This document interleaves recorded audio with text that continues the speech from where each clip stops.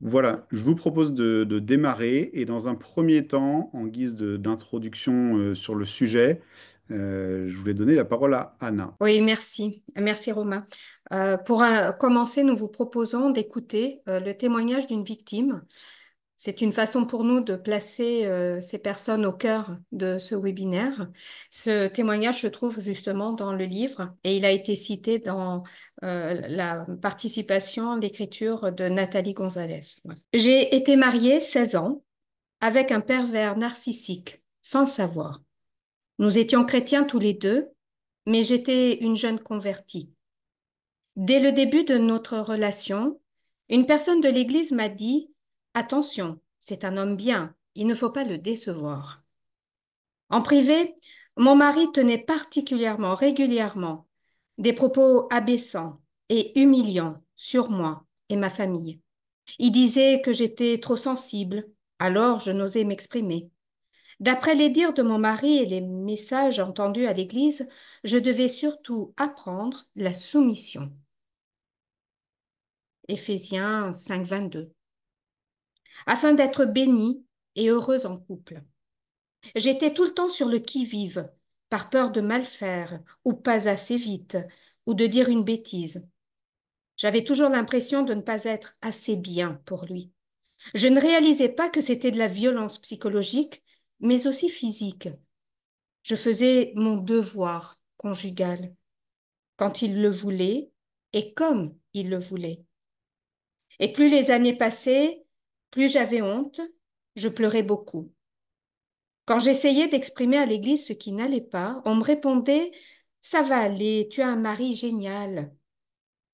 Alors je ne me confiais à personne, car en dehors de l'église, ma place était à la maison. Je priais pour notre couple et je me battais avec le message de la première lettre aux Corinthiens. L'amour est patient, il ne cherche pas son intérêt, il excuse tout, supporte tout. Nos enfants souffraient aussi des maux et des coups. Alors j'ai fini par parler aux anciens. Ils n'étaient cependant pas formés. J'aurais aimé savoir ce qui était normal et juste aux yeux de Dieu. J'aurais eu besoin d'écoute, de soutien, d'aide pour arrêter cet engrenage terrible. Chaque fois que j'essayais de me défendre, mon mari me disait: Tu veux divorcer? Tu es incapable de t'en sortir sans moi? Un jour, j'ai répondu oui, et nous avons divorcé. C'était cela ou le suicide, mais j'avais des enfants à élever et à protéger. Je n'ai pas été aidée par les anciens ou les frères et sœurs. En revanche, plusieurs personnes m'ont enfoncée, me disant que je péchais en divorçant. Elles ne savaient pas pourquoi et n'ont pas demandé non plus. J'avais déjà tellement peur de désobéir à Dieu et qu'il ne m'aime plus. J'avais déjà tellement de mal à réaliser que j'étais victime et pas fautive. J'aurais vraiment aimé plus d'attention, moins de jugement, pour moi, mais aussi pour mes enfants, qui n'avaient rien fait de mal, rien choisi, et qui se prenaient des réflexions et des jugements à l'église ou à l'école du dimanche, comme si leur souffrance n'était pas déjà assez grande. Les enfants ont entendu des bruits de couloir à l'église, qui ne m'ont été répétés que bien plus tard, mais ceux-ci les ont blessés et éloignés de Dieu. J'ai été jugée dans l'Église. Cependant, j'ai compris que Dieu m'aimait, même divorcée. Il m'a donné un toit et un travail qui me permettaient de prendre soin de mes enfants. Il m'a fallu des années pour me reconstruire et comprendre ce qui m'était arrivé grâce à des séminaires spécialisés et à une psychothérapie. Merci Anna. Donc je vous propose de passer à la séquence suivante. Peut-être un premier temps, Myriam, je voudrais te passer la parole pour une première intervention. Très bien, merci, merci Romain, merci Valérie pour ces chiffres qui nous interpellent. Merci aussi pour le témoignage que nous venons d'entendre et qu'on va peut-être éclairer au fur et à mesure qu'on essaie de comprendre ce qui se passe dans le phénomène des violences conjugales. Donc ces chiffres que nous venons d'entendre nous interpellent. Il veut dire que nous avons toutes et tous dans notre entourage, dans nos relations, des personnes qui ont été ou sont victimes de violences. Les violences dont nous parlons sont des violences qui ont lieu dans l'intimité du couple. Moi, quand je rentre chez moi, je ferme ma porte et là, je me sens bien, je me sens en sécurité. Eh bien, lorsque l'on est victime de violences conjugales ou enfant d'un foyer où il y a des violences à la maison, eh bien, la maison devient le lieu de la terreur. Les violences dont nous parlons ce soir, ce n'est pas le fruit d'une situation qui aurait un peu dérapé, où on aurait haussé le ton plus qu'on ne le voulait, ou eu peut-être des gestes un peu menaçants, même si c'est déjà pas très, voilà, louable, même si, voilà. Mais ce n'est pas le fruit d'une situation isolée. Les violences conjugales euh, sont un mécanisme mis en place par une personne pour prendre le pouvoir sur l'autre. Les violences conjugales sont des violences de domination. Et j'aimerais vous présenter la stratégie de l'auteur.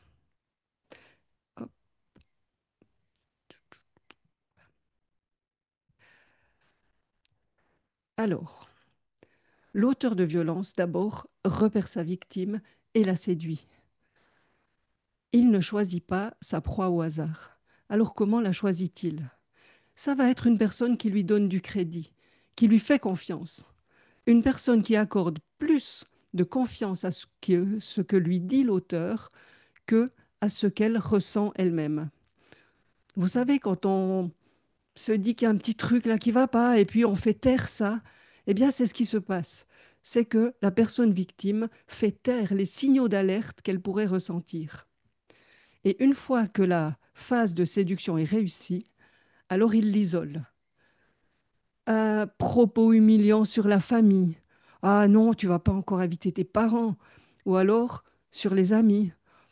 On va encore s'ennuyer à écouter Justine nous parler de ses vacances.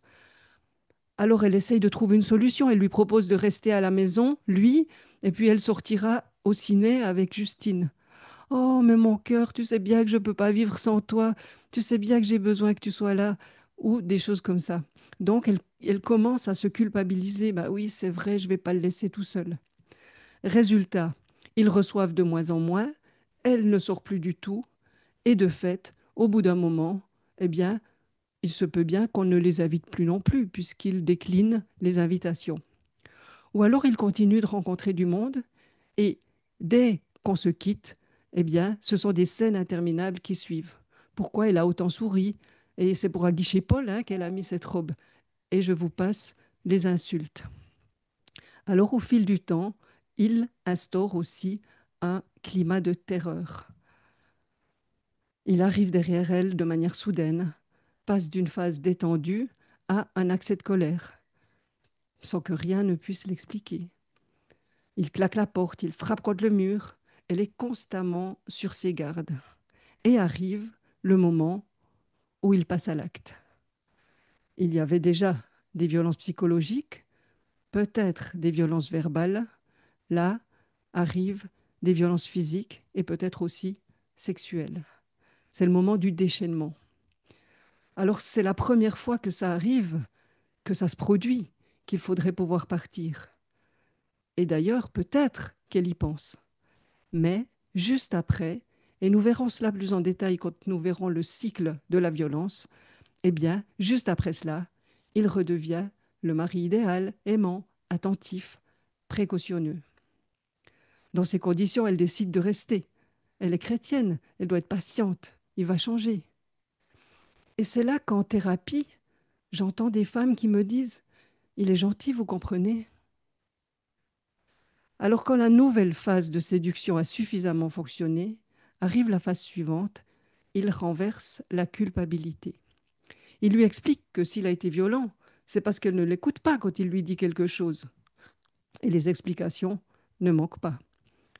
Si elle ne l'avait pas interrompu quand il parlait, si elle ne se maquillait pas comme une traînée, si elle ne lui servait pas des pâtes trop cuites, et puis s'il est obligé de lui imposer des actes sexuels, Ah, c'est parce que ma pauvre fille, elle n'est pas très douée, c'est pas une vraie femme.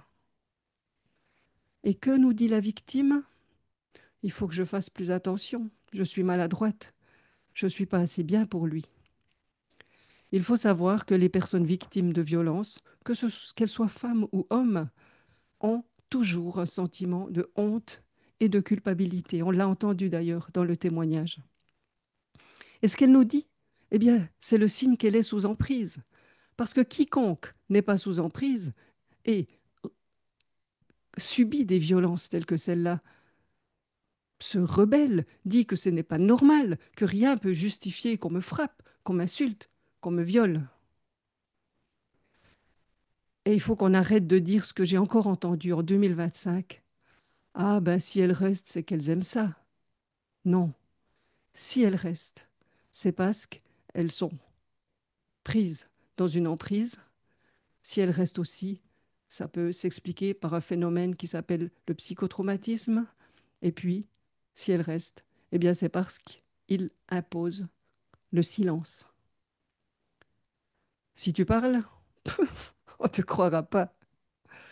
Ou si tu parles, j'irai en prison et tu vois bien, tu n'aurais pas les moyens de garder les enfants, on te les enlèvera. Si tu parles, je me suiciderai. Ou tout simplement, si tu parles, je te tue. Ce qu'il fait aussi, il recherche des alliés. En public, il est irréprochable. Il explique que sa femme est très nerveuse. Oh, si vous voyez comme elle crie après les enfants.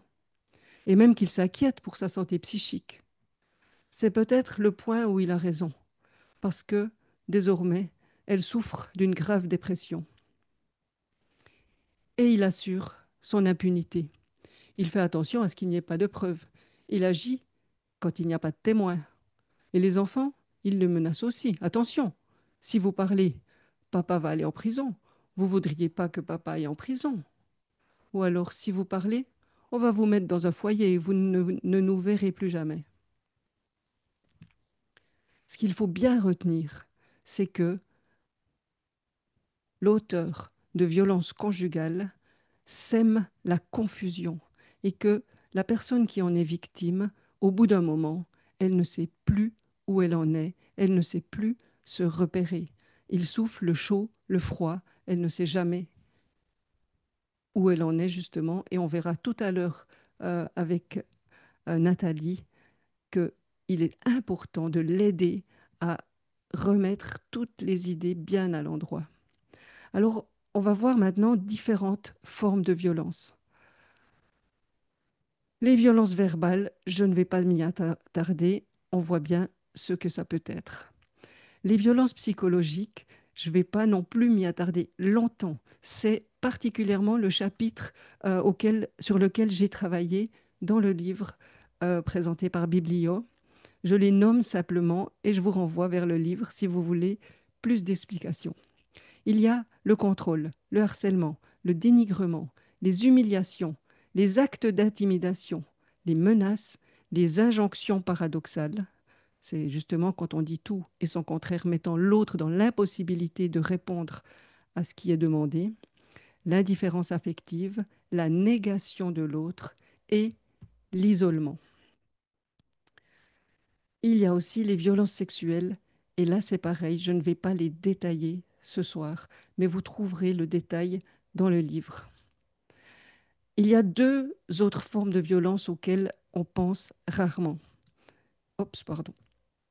Alors, les violences économiques, quand la victime n'a aucun accès au compte ni à des liquidités. Et moi, ce que j'ai vu régulièrement en thérapie à plusieurs reprises, eh bien, ce sont des maris qui ne travaillent pas ou alors ont vraiment des boulots, des petits boulots par-ci, par-là, mais contractent des dettes, des crédits à la consommation, etc. Et on retrouve des femmes qui s'épuisent, souvent à gérer toute la famille, toute la maison, et puis à travailler, à faire un deuxième petit travail pour essayer de rembourser. Mais c'est un puissant fond.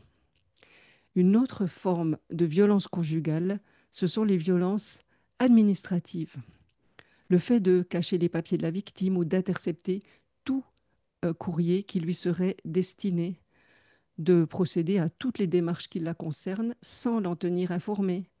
Le fait de ne jamais la laisser sortir seule, lui barrant ainsi la route, la possibilité de s'adresser à une administration.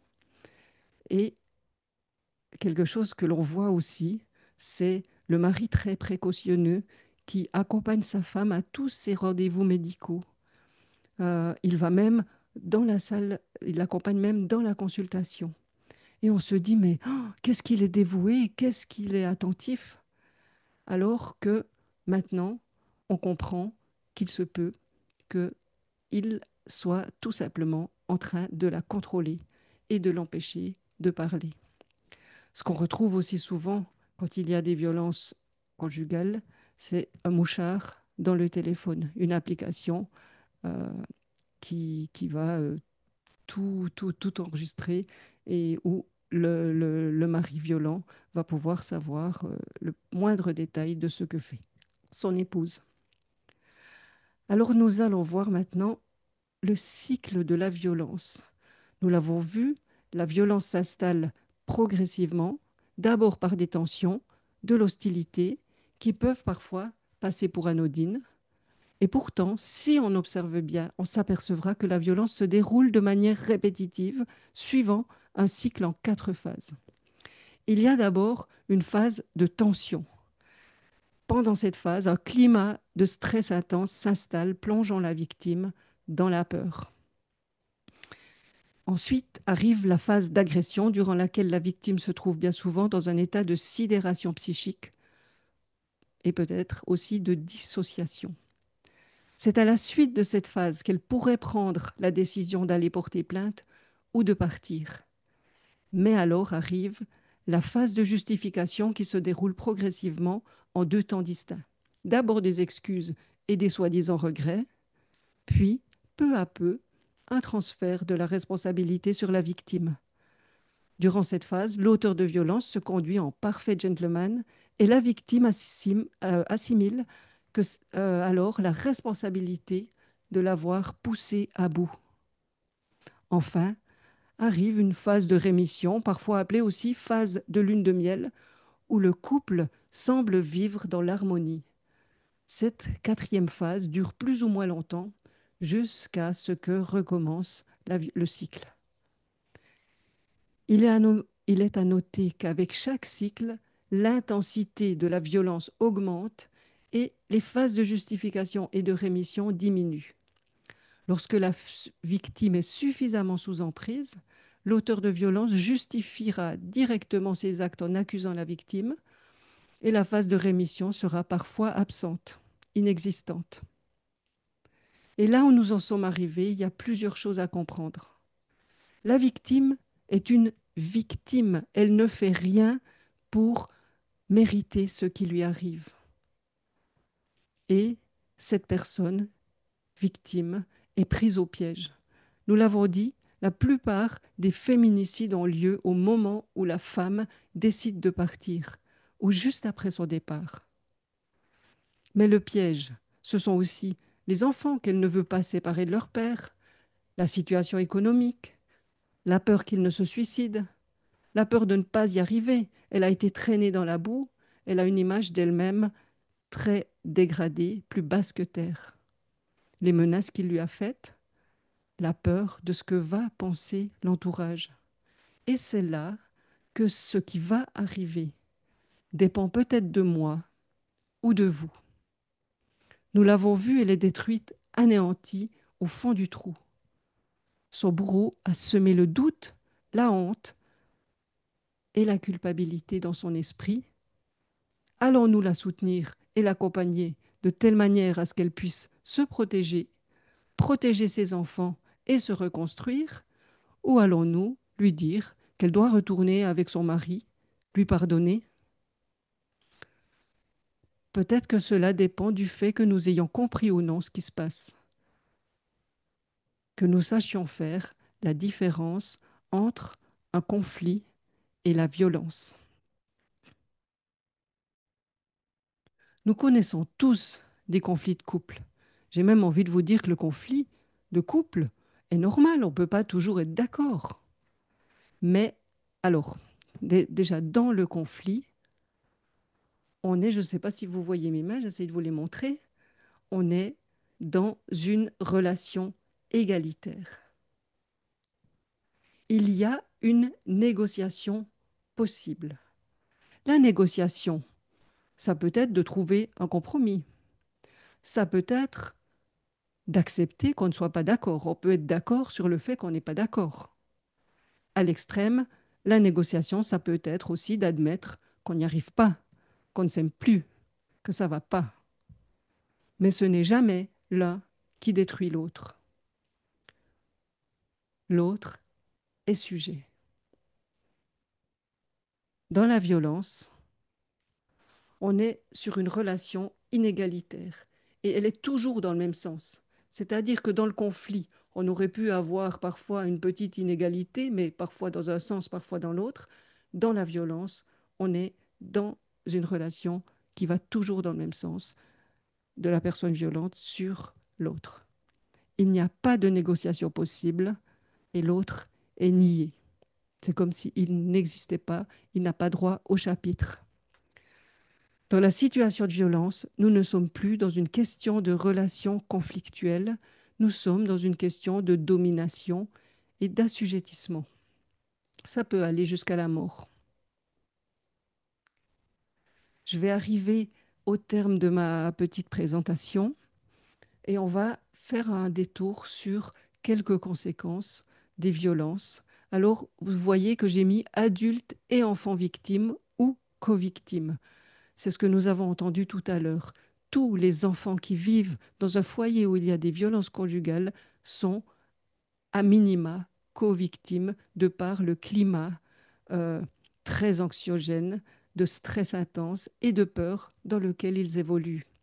Donc, cela crée de la dépression, un isolement, ce qu'on appelle le psychotraumatisme. Et là, je vous renvoie à nouveau à la partie que j'ai rédigée dans le livre. Je vous renvoie aussi à un site qui s'appelle Mémoire traumatique sans accent en un mot.org. Mémoiretraumatique.org. Il souffre aussi de troubles anxieux, de conséquences sur la vie affective et sexuelle, de mort prématurée, de par les coups ou un meurtre, par la prise de substances, la dégradation de la santé ou le suicide. Et pour les enfants, en plus de ce qui vient d'être cité, on retrouve fréquemment des troubles du comportement, des troubles de l'apprentissage, des conduites à risque, surtout à l'adolescence et quand ils deviennent jeunes adultes, et un risque accru de devenir victime ou auteur à l'âge, enfin déjà peut-être jeune, et puis à l'âge adulte également. Je vous remercie pour votre attention et je vais rendre l'écran.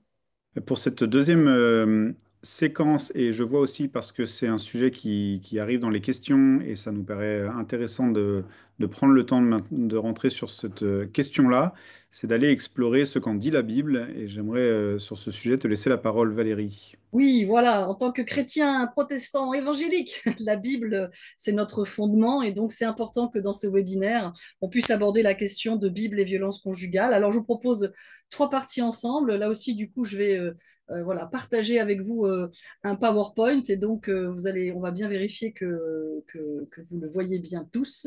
Donc là, j'ai fait partager. Vous allez me dire du coup si vous le voyez. Alors, ça a l'air pas mal. J'en profite pour repréciser, on l'a peut-être dit un moment, que ces interventions avec ce qui est projeté vous sera envoyé à vous qui êtes inscrit au webinaire. Donc, vous aurez accès à une rediffusion de ce qu'on vous montre ici. En tout cas, de mon côté, ça marche et puis ça a l'air de fonctionner pour tout le monde. Donc, tu peux y aller, Valérie. Et je vous propose aussi de prendre une grande respiration et de prendre soin de vous, parce que c'est pas un sujet facile. Et peut-être que déjà dans ce que vous avez entendu, il y a des choses voilà, lourdes ou difficiles. Et donc c'est important que vous preniez soin de vous. Si vous avez besoin de, voilà, de mettre une pause, de faire un tour, de revenir, il y a un replay. Mais donc prenez vraiment soin de vous. Et voilà, prenez vraiment aussi ce temps-là d'inspiration. Là, on va aller regarder dans la Bible des textes qui évoquent le sujet directement, peut-être des facteurs aggravants ou spécifiques en tant que chrétien, qu'est-ce qui se joue, et puis des textes antidotes, évidemment, pour nous, la Bible est une bonne nouvelle, c'est la traduction du mot évangile. Donc tout d'abord, des textes qui évoquent ces violences, et oui, la présence de chrétiens parmi les auteurs de violences ne devrait pas nous surprendre, elle nous choque, mais elle ne devrait pas nous surprendre puisque la Bible en atteste déjà, comme le dit l'Ecclésiaste, rien de nouveau sous le soleil. Paul l'envisage lui-même en 1 Corinthiens 5 quand il nous dit « Je voulais vous dire de ne pas avoir de contact avec quelqu'un qui, tout en se donnant le nom de chrétien. » Et ensuite, il fait une liste. Vivrait dans la débauche, serait envieux, adorateur d'idoles, calomniateur, ivrogne ou voleur. Ce dernier mot est très intéressant parce que ce n'est pas le mot grec habituel pour voleur, kleptes. Ici, c'est arpax, qui veut dire rapace, comme un loup rapace ou féroce, et qui se caractérise par un esprit violent. Il ne se contente pas de voler, mais de maltraiter ses semblables. C'est ce mot que Jésus emploie pour décrire les faux prophètes. Prenez garde aux faux prophètes. Ils viennent à vous, vous connaissez ce passage, déguisés en moutons, mais au-dedans, ce sont des loups féroces. Donc vous voyez que Paul où Jésus évoque déjà des personnes qui, en apparence, en extérieur, ont l'air chrétiens sans aucun problème, cochent toutes les cases, mais en fait, dont le comportement violent, en particulier là dans l'intimité, est dénoncé. Alors les textes qui évoquent la violence conjugale sont très nombreux, des lois, mais aussi des récits. Ce soir, je vais m'arrêter sur les récits qui nous illustrent comme une conséquence du péché, cette domination, là, cette violence, cette tyrannie au sein du couple ici. Alors on peut penser à Agar, la servante étrangère de Abraham et Sarah, humiliée, utilisée comme esclave sexuelle, il faut appeler les choses par leur nom, et puis ensuite renvoyée dans le désert, non pas une fois, mais 2 fois, avec comme seule issue, pour elle qui est enceinte, et puis la seconde fois avec son fils, pour seule issue, la mort. Heureusement, Dieu va intervenir, la bénir, vous pourrez relire ça en Genèse 16 et 21, en lui faisant une promesse très similaire à celle faite à Abraham. Et on remarque que dans le désert, Agar va donner un nom à ce Dieu qui la secourt. Elle dit, tu es le Dieu El Roi, le Dieu qui me voit.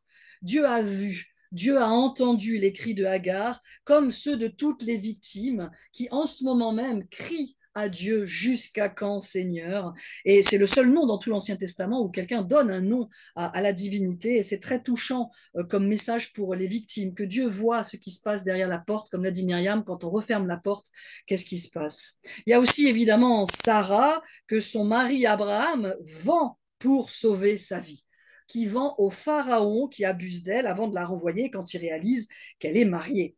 Le texte reste assez silencieux sur les détails, mais on peut deviner les circonstances assez pénibles et humiliantes dans ce harem. On a aussi Tamar, vous voyez que je les prends là dans l'ordre de la Bible, belle-fille de Juda, épouse de Er et puis de Onan. Et Onan, avec Juda, son père, donc le beau-père de Tamar, vont refuser de lui donner une descendance, ce qui est d'une grande violence sociale et économique pour elle. Il y a aussi Abigaël, femme intelligente, belle, rusée, diplomate, qui sauve ses proches du courroux de David. D'ailleurs, celle-ci l'épousera quand elle sera veuve. Eh bien, relisez tout ce chapitre d'un Samuel 25. Elle est mariée à Nabal. Or, Nabal, ça veut dire la brute. Relisez ce chapitre et vous verrez du coup quel peut être le quotidien de Abigaël, mariée à la brute. Le texte le décrit comme brutal, dur, méchant, malfaisant, et porté sur la boisson. Et sa femme dit, il est bien comme son nom, vous voyez. Et donc ici, bien, ça peut vous dire le quotidien vraiment douloureux qu'elle avait. Il y a aussi les parents de Samson. Alors Samson, on connaît bien, peut-être un peu moins les parents. Il y a pourtant tout un chapitre qui leur est consacré. Un ange vient dire à une femme, elle est anonyme, comme beaucoup de femmes dans la Bible, qu'elle va avoir un fils. Et on connaît le nom de son mari, Manoah, le père de Samson. Donc la femme vient anonyme, vient rapporter à son mari les paroles de l'ange, mais celui-ci ne la croit pas. Il demande, il exige à ce que l'envoyé du Seigneur revienne lui parler à lui. Dieu renvoie à nouveau son envoyé, mais toujours pas au mari, à la femme. Qu'est-ce que recherche Dieu si ce n'est que Manoah se mette là à écouter sa femme? Et donc, ensuite, il va y avoir un dialogue entre Manoah et cet ange. Il va du coup comprendre que là, c'est un ange de l'Éternel. Et là, il va se mettre à le harceler pour connaître son nom. On voit que Manoah, le père de Samson, n'a pas l'habitude qu'on lui résiste. Or, vous savez que dans la Bible, nommer, c'est prendre le pouvoir. Donc, il veut nommer cet ange, garder le contrôle, mais l'ange refuse de lui dire son nom, et en répondant que ça restera un mystère. Vous voyez, les parents de Samson, c'est un couple, mais un couple où seul l'homme porte un nom, où l'homme s'exprime à la première du pluriel sans la consulter, où du coup il ne tient pas compte de ce qu'elle pense ou de ce qu'elle dit. Comme l'a dit Myriam, ce n'est pas un problème de communication là ici, mais d'asymétrie dans leur relation ici. Il y a de la violence, non pas forcément physique, on ne sait pas, là-dessus le texte ne s'exprime pas, mais dans ce cas-là, en tout cas, une forte violence psychologique qui peut aussi expliquer, du coup, sans excuser, mais qui peut expliquer les difficultés que Samson a ensuite avec les femmes ici. Sur le fait qu'il n'y a pas que la violence physique, vous voyez, Jésus lui-même, souvenez-vous en Matthieu 5, va montrer qu'il y a différentes façons de tuer le principe de vie chez son prochain et que la violence verbale, Myriam a évoqué les menaces, les insultes, les dévalorisations, la violence verbale conduit aussi du coup au fait de tuer finalement à petit feu la vie psychique chez l'autre. Jésus dit, vous avez entendu qu'il a été dit, tu ne commettras pas de meurtre.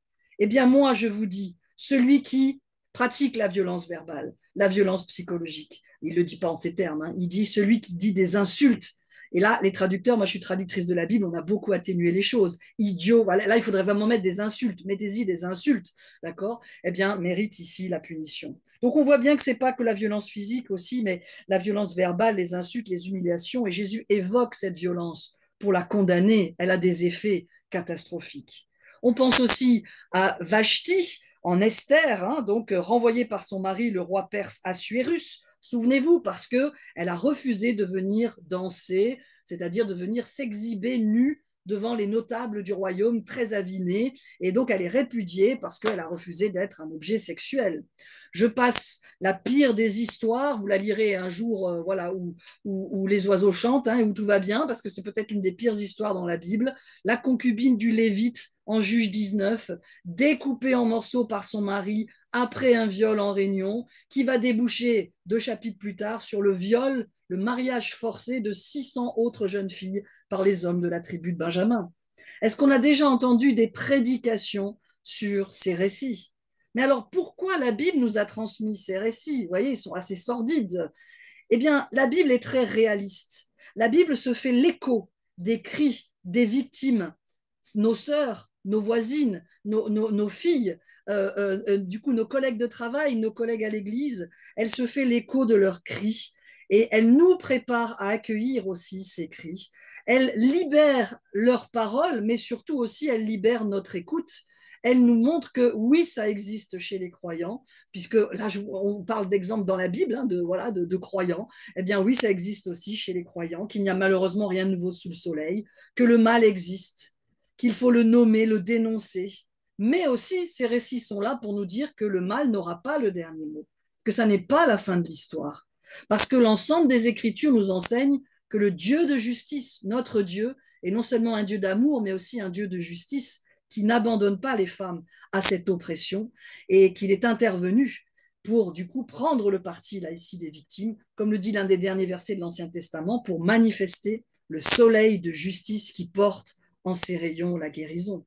Mais malheureusement, il y a des facteurs aggravants, certains versets bibliques utilisés comme arme de soumission massive ici. Parfois, la violence conjugale a été légitimée par des versets sortis de leur contexte et utilisés pour ne pas dire ce qu'ils voulaient dire. Alors, on pourrait mentionner tout ce qui touche à la soumission de la femme. Je vais vous lire l'extrait d'un livre, n'allez surtout pas l'acheter, du coup, et c'est du côté catho, mais c'est pour voir la paille aussi chez les autres, sans oublier la poutre chez nous. Écoutez ce que nous dit cet auteur. Quand une jeune femme me demande conseil, quel que soit le problème posé, ma réponse habituelle est au choix. Il a raison, faites un enfant, obéis-lui, faites un autre enfant, pardonne-lui, essaie de le comprendre. Bref, quand votre mari vous dit quelque chose, vous devez l'écouter comme si c'était Dieu qui vous parlait. Voilà. Donc évidemment, avec ce terreau-là, bah, ça rend plus compliqué du coup pour une femme d'oser poser les limites ici, hein.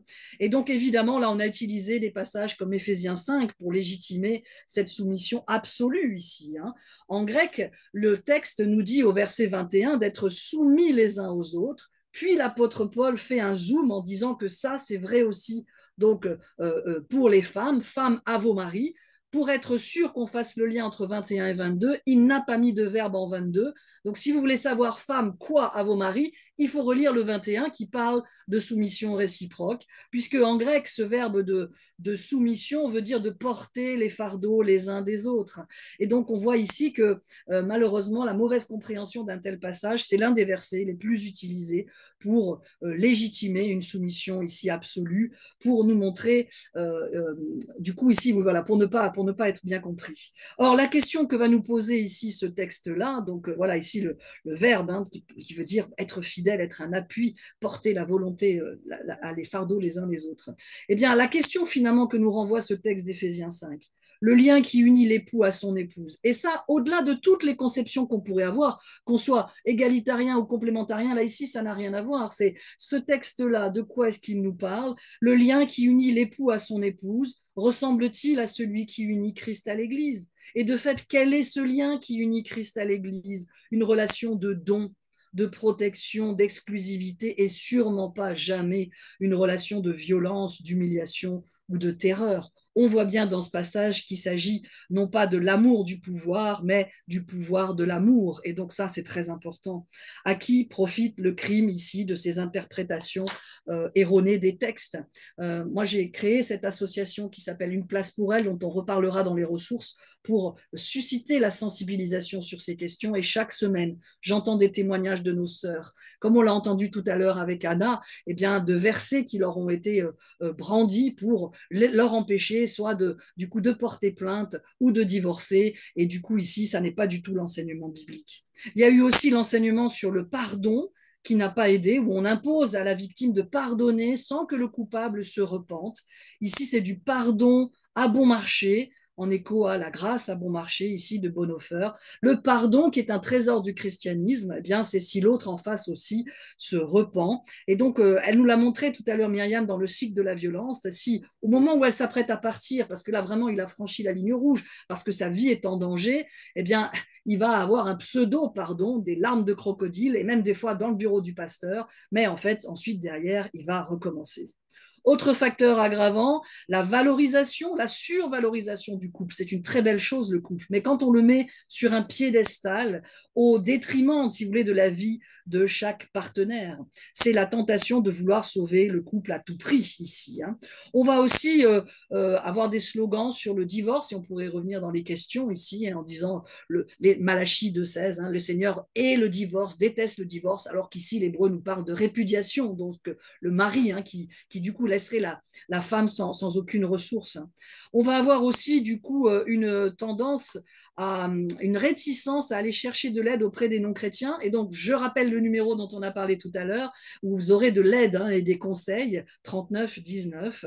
Et donc ici, dans certains milieux, on a une réticence à aller chercher de l'aide dans des milieux non chrétiens, que ce soit du côté de la thérapie ou que ce soit du côté de l'aide sociale ou que ce soit du côté d'aller porter plainte. Et ici, on va brandir des versets comme 1 Corinthiens 6. Comment osez-vous demander justice à des juges païens? Évidemment, Paul ici ne parlait pas de ces cas-là, mais il parlait de pragmata, de cas vraiment du quotidien ici, en fait, hein. On a aussi des milieux où on va glorifier la souffrance, donc porte ta croix. Et puis, parfois, c'est aussi quand il y a une survalorisation du concept de vie privée en disant, après tout, ce qui se passe chez les autres, ça ne me regarde pas, qu'est-ce que je sais vraiment? Et donc, on va s'interdire d'intervenir ici, une sorte de neutralité bienveillante, alors qu'en fait, faire ça, c'est faire le choix, malheureusement, de l'agresseur ici, hein.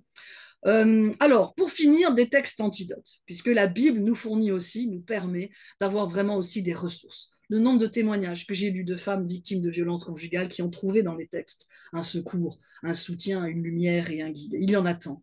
Il faudrait pouvoir prêcher la dénonciation du mal par Dieu. Pensez à tous les prophètes qui défendent les opprimés, les victimes de violences. Prêcher les textes qui nous parlent de la beauté du couple. Qu'est-ce qu'était le cœur de Dieu pour le couple en Genèse 1 et 2 et dans Cantique des Cantiques? Oui, le couple fait partie de la création très bonne de Dieu et aucune violence d'aucune sorte ne devrait du coup abîmer cette relation. On pourrait évidemment parler des psaumes qui mettent des mots sur les mots. On pourrait parler d'Ésaïe 61, voilà, qui dit que à la place de la, en fait, ici, qui va nous aider, libérer les captifs ici. Et bien entendu, il faudrait parler, prêcher sur l'attitude de Jésus, tellement inspirante et tellement exemplaire. Là, Jésus, bien sûr, il n'est pas en couple, donc c'est pas là qu'on va regarder, mais c'est son attitude envers les femmes ici. Eh bien, il rejette la pratique de la répudiation pour n'importe quel motif. Vous voyez, à l'époque, il y avait la possibilité là de répudier avec des décisions unilatérales. Il fustige les regards trop explicites en imputant le péché à celui qui regarde et non pas à celle qui est regardée. Et puis, il a un très grand respect du coup ici pour les femmes qu'il rencontre. Et les textes de Paul aussi sont des textes antidotes lorsqu'ils sont bien compris dans leur contexte. Je pense à voilà, sa réciprocité du don du corps en 1 Corinthiens 7, la réciprocité de ce qu'on demande à l'homme ou à la femme, la dépendance l'un de l'autre, etc. Et son affirmation qu'il doit être possible de pouvoir vivre en paix aussi dans son foyer. Alors, en conclusion, eh bien, laissons résonner en nous cet appel du psalmiste ici. Faites plutôt droit aux faibles, à l'orphelin, rendez justice aux pauvres, aux malheureux, relâchez le faible et le malheureux, arrachez-les aux griffes des méchants. Ce qui m'encourage beaucoup, c'est les paroles du baptiste Martin Luther King, prix Nobel de la paix. Ce qui m'effraie, ce n'est pas l'oppression des méchants, c'est l'indifférence des bons.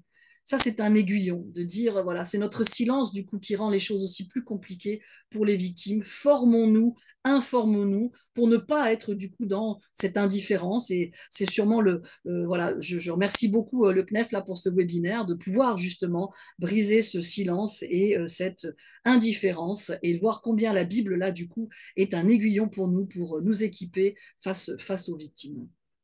Voilà, je vais arrêter ici le partage d'écran. Ce constat sur deux niveaux différents qui a été fait par Myriam, par Valérie. Et voilà, en quoi ça nous concerne en tant que chrétiens, qu'est-ce qu'on en fait en tant qu'Église? C'est sur ces sujets, Nathalie, que je te laisse la parole. Oui, on va continuer de s'enfoncer encore un peu plus dans le sujet des violences conjugales. Je vois que vous avez l'air d'être toujours là. J'espère que vous êtes bien accrochés. Je ne dirais pas que la partie qui arrive va être plus facile, mais j'espère que justement on est là pour faire avancer les choses et pour amener de l'espérance et puis des outils aussi. Donc, je vais également partager mon écran. Alors, donc là, on va commencer dans le concret. Maintenant qu'on a bien travaillé les définitions, enfin bien, on est d'accord qu'en 3 fois 15 minutes, on ne peut pas faire le tour du sujet des violences conjugales, hein. On ne l'a pas dit ou on l'a dit, en tout cas, je le dis, c'est évident. On va tous être sur notre fin, mais l'idée, c'est de vouloir aller plus loin aussi derrière, mais on espère quand même donner des bonnes bases. Donc, on a quand même une idée de qu'est-ce que c'est la violence, comment on la repère, comment elle fonctionne, et puis évidemment, spirituellement, qu'est-ce qu'on peut en dire. Donc là, de manière concrète, on va se mettre dans la peau de quelqu'un qui reçoit des confidences dans l'Église, on est dans ce cadre-là. Donc, accueillir la parole. Accueillir la parole, c'est pas facile, mais en même temps, c'est la base de tout ce qu'on va pouvoir faire derrière. Donc, évidemment, en tout premier lieu, il y a la sécurité qui compte, hein, c'est-à-dire, est-ce que cette personne est en danger? Est-ce que les enfants sont en danger? Est-ce qu'il y a des choses à faire en urgence? C'est-à-dire, voilà, en cas de danger vital, évidemment, on va se soucier en premier lieu de la mise à l'abri, des recherches d'hébergement d'urgence, etc. Alors, éventuellement, évidemment aussi le rapport avec les autorités, etc. Sachant que vous allez voir dans tout ce que je vais vous dire, on ne reste jamais seul dans ces situations. Donc là non plus, on ne reste pas seul. Mais voilà, donc ça, c'est la première chose. Est-ce qu'il y a un danger vital immédiat? Et ça, en posant des questions, on va le voir de toute façon. Mais ça, en réalité, ce n'est pas ce qui va vous arriver le plus souvent. Ce qui nous arrive le plus souvent, ça va être quelqu'un qui va vous confier des violences ou bien vous allez observer une situation qui vous fait penser à ce qu'il y a peut-être des violences et vous allez demander à la personne comment ça va à la maison et tout. Enfin, voilà. Et là, vous allez tirer les ficelles et petit à petit, vous allez voir qu'il y a quelque chose qui ne va pas, mais qui dure souvent depuis des années. Et la victime que vous avez en face de vous, elle n'est pas prête du tout à bouger, elle ne sait pas où elle en est, elle est perdue et il ne va rien avoir à faire dans l'urgence. Là. Il faut toujours à part danger vital, souffler, respirer, prendre le temps, ne pas faire de choses de manière hâtive ou précipitée qui pourraient nous amener à des erreurs ou à la mettre en danger. Donc, d'abord, on aura besoin d'inverser la tendance, hein, c'est-à-dire que la victime, elle arrive, elle vous parle et elle a des fausses idées dans la tête qui sont liées, entre autres, à ce que son conjoint lui dit, mais aussi des fois à des choses qu'elle a pu voir dans la société, dans des séries, des films, etc., hein, parce que voilà, il y a aussi beaucoup de violences banalisées qui nous entourent. Donc, je vaux rien, je suis nulle, de toute façon, je peux rien faire sans lui ou elle. Personne ne va me croire, c'est ce qu'on me dit, de toute façon, personne ne te croira, tu vas bien que tu racontes n'importe quoi, etc. C'est ma faute, parce qu'aussi je suis pénible, aussi je suis de mauvaise humeur, aussi j'ai raté ça, aussi c'est vrai que je suis fragile, aussi c'est vrai que, etc. Et puis aussi, de toute façon, on ne peut rien faire. Il n'y a pas de solution, donc ça va continuer, ma vie est là, et puis voilà. Et puis, ou elle est dans son droit, c'est-à-dire c'est normal, c'est le conjoint, on a dit que c'était comme ça, on est marié, il a le droit de faire ce qu'il fait. Et donc, nous, on va déjà commencer à essayer de la rassurer, en tous les cas, d'accueillir cette parole. Alors, on ne va pas tout de suite lui sortir toute une liste, hein, il faut être d'abord évidemment dans l'écoute active le plus possible, etc. Mais ce qu'elle a besoin d'entendre, peut-être pas tout de suite là, mais au fur et à mesure du temps, ça va être de la revaloriser en fait. Non, tu ne vaux pas rien, tu as de la valeur. Tu es une personne à part entière, tu es autonome, tu es une créature de Dieu, image de Dieu, etc. Tu n'es pas, tu peux avoir une vie. Moi, je te crois. Ce que tu me dis, je le crois. Tu n'y es pour rien, c'est pas ta faute. Et puis, ce que tu vis n'est pas normal devant Dieu. Voilà, ça va falloir le reposer aussi, parce qu'il y a beaucoup de doutes. On a parlé des versets qui sont instrumentalisés. En fait, à partir du moment où il y a des violences dans le milieu chrétien, qu'elles soient conjugales, sexuelles ou autres, il y a toujours une violence spirituelle associée, c'est inévitable en fait. C'est-à-dire qu'il y a toujours des versets qui sont tordus du contexte, etc. Moi, je ne sais pas ce que pourraient me dire mes collègues, mais j'ai jamais entendu une chrétienne parler de violence conjugale sans avoir des versets à me dire oui, mais il faut que je pardonne, oui, mais c'est pas moi qui dois détruire la famille, oui, mais il faut pas séparer ce que Dieu a uni, etc., etc. C'est un peu inévitable. Donc voilà, on accueille cette parole et puis on repose les choses, hein, y compris spirituellement, et on évalue avec elle la situation, les besoins, etc. Qu'est-ce qui se passe? Qu'est-ce que tu veux? De quoi tu as besoin? Et moi, je peux t'aider. Et je peux t'aider, c'est là que passe l'évaluation. Donc, on évalue d'abord le degré d'urgence, ensuite on écoute, on rassure, et puis après, on voit les besoins. Est-ce que c'était juste besoin de parler, mais on se revoit? Enfin voilà, on y va tout tranquillement. Euh, Ensuite, ce qui va arriver très vite hein, dans nos esprits, quand on va recevoir une parole comme ça, c'est très difficile pour nous de nous dire qu'il y a des victimes de violences conjugales dans les églises, parce qu'on n'y croit pas, parce que ça heurte notre sensibilité. Mais ce qui est encore plus difficile, c'est de se dire que s'il y a des victimes chrétiennes de violences conjugales, la plupart des chrétiens étant mariés avec des chrétiens, c'est ce qu'on nous enseigne en tout cas, eh bien, ça veut dire qu'il y a aussi des auteurs de violences conjugales dans les églises. Et ça, c'est vraiment difficile à accepter. Donc, non seulement c'est difficile à accepter, mais ce qui est encore plus difficile à accepter, je suis désolée, hein, c'est l'expérience qui parle, pas que la mienne, hein, celle de tous les gens qui travaillent là-dessus depuis des années, évidemment, c'est que le conjoint violent change rarement. C'est-à-dire que la violence conjugale, quand c'est devenu un langage, qu'il n'y a pas d'autre manière de communiquer que la violence, eh bien, c'est pas un claquement de doigts qui va faire que ça va bouger, quoi. Même une prise de conscience, généralement, ça va pas suffire. Moi, j'ai été en formation pendant plusieurs jours avec une personne qui accompagne uniquement des auteurs de violences conjugales. Euh, et ce que j'ai retenu, donc après, c'est un exemple parmi d'autres, hein, mais c'est pour nous donner quand même une idée. Elle dit en moyenne, pour que quelqu'un qui commet des violences conjugales ait un changement profond et durable, il faut 2 ans avec un suivi par une personne qui connaît les violences et il faut que la personne soit volontaire pour le faire. Donc, ça fait 3 conditions qui malheureusement ne sont pas toujours réunies. Et en tous les cas, même quelqu'un qui est volontaire, même quelqu'un qui est formé pour travailler sur les violences, ça ne va pas se faire en une semaine, en un mois, en 3 mois, en 6 mois, en général. Après, encore une fois, il y a toujours des exceptions, mais on peut garder en tête que c'est un langage, c'est un fonctionnement qui est profond, qui a ses causes. Voilà, il faut aller creuser ça, hein, c'est intéressant, mais euh, comprendre. Mais voilà. Et aussi, il y a une autre chose à laquelle il faut qu'on pense, c'est que une personne qui est violente dans son foyer et qui est dans l'église en même temps, eh bien, elle a cette duplicité déjà depuis longtemps, quoi. C'est-à-dire, à la fois, il y a la violence à la maison, et puis à la fois, le dimanche, on chante, on prie, peut-être même on prêche ou autre, on est engagé, etc. Myriam a parlé voilà, des stratégies d'être très aimable, etc. Et donc, ça, on le voit énormément. Donc, je fais une autre précision aussi par rapport à l'accueil de la victime. On a parlé du contrôle du téléphone. La violence est du contrôle. Donc, il faut faire hyper, hyper attention que tout ce qu'on fait ne mette pas, enfin, rien, que rien de ce qu'on fasse puisse mettre en danger la victime. Notamment de lui envoyer un message. Merci pour tout ce que tu m'as dit. On va prier pour toi, ou c'est même sans ça, mais c'est pas la question. Mais on ne parle jamais sur les téléphones, en fait, avec une victime de violence. On ne sait pas. Peut-être qu'il surveille, peut-être qu'il ne surveille pas. Mais quand même, dans la bien, bien, bien des cas, il surveille. Et des fois, elle ne le sait pas. Ou même des fois, elle n'a même pas pensé qu'il allait le faire. Donc voilà, on fait très attention avec les téléphones. Il faut plutôt essayer de trouver des stratégies pour se revoir. Voilà. On crée un peu des motifs, on essaye de voir quoi.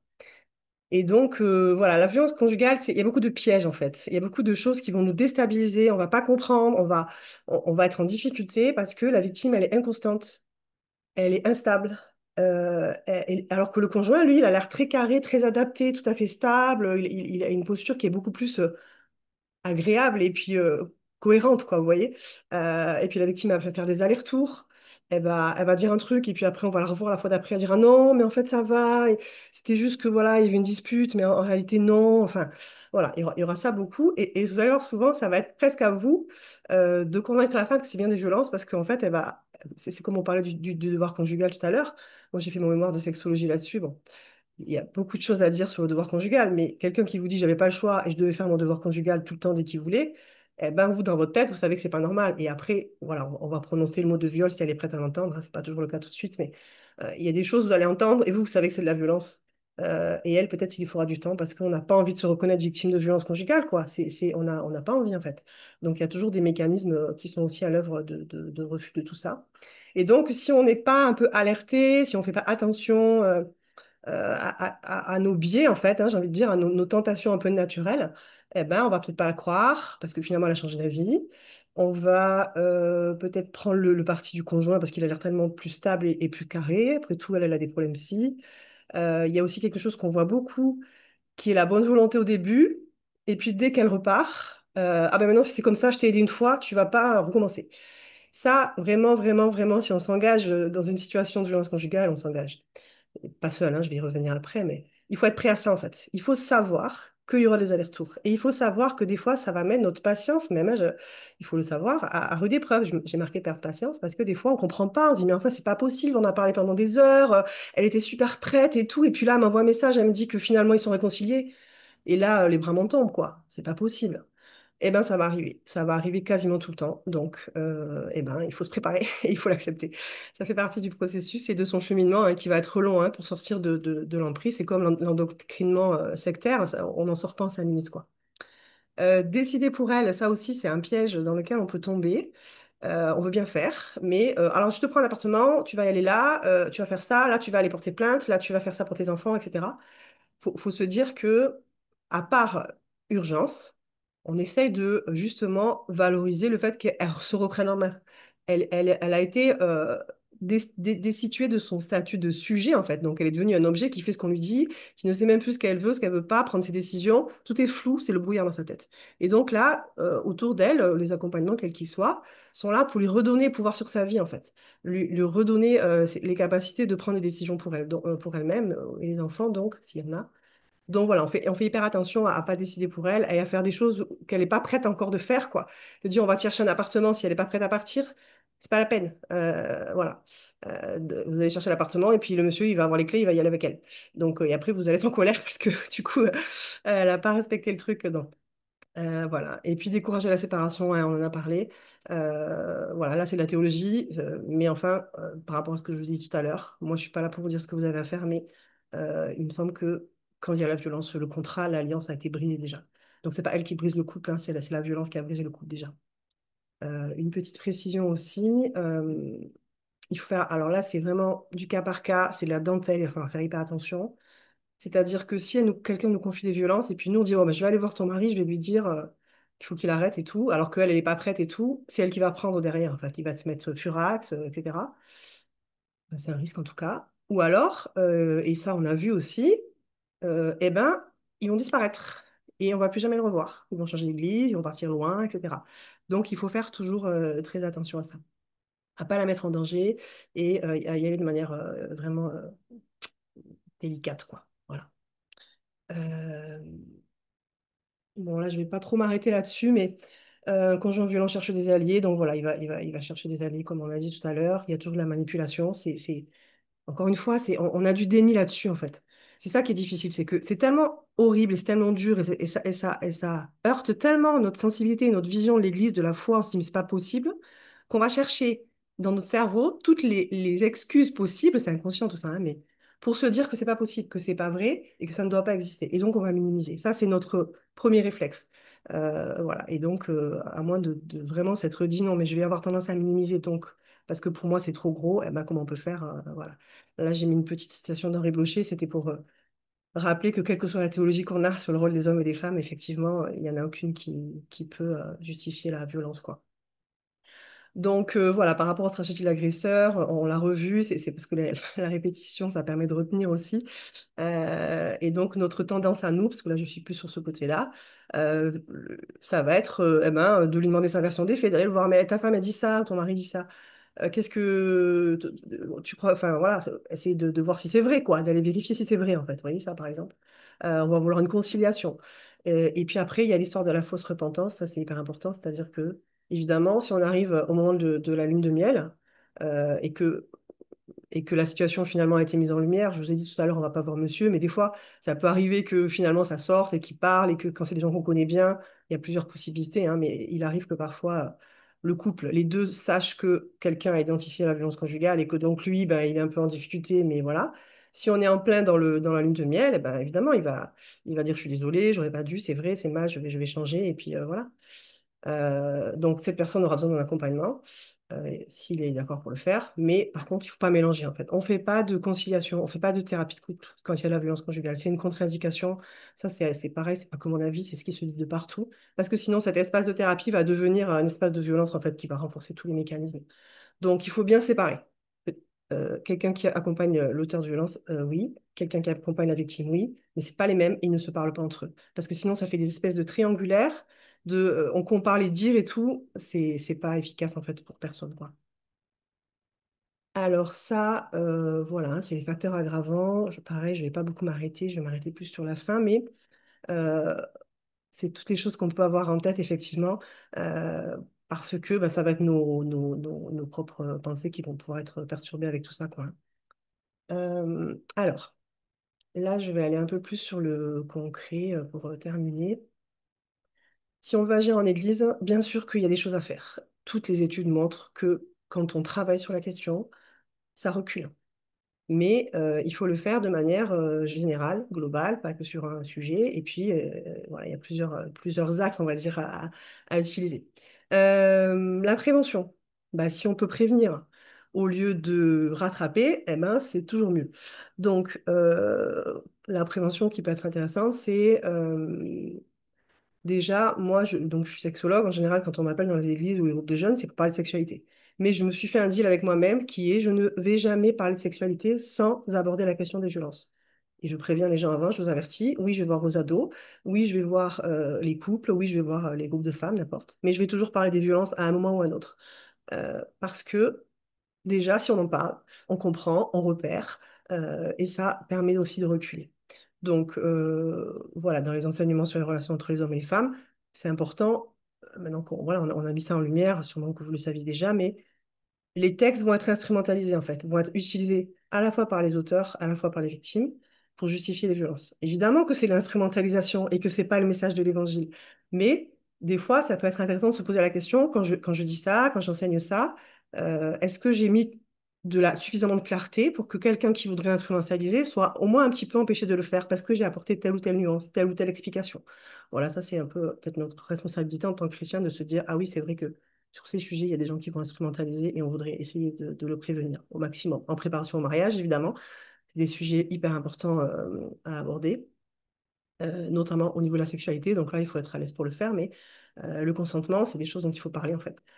Évidemment, consentement libre et éclairé, la pression, etc. Euh, voilà. Et puis, dans les espaces jeunesse, hein, comme j'ai dit tout à l'heure.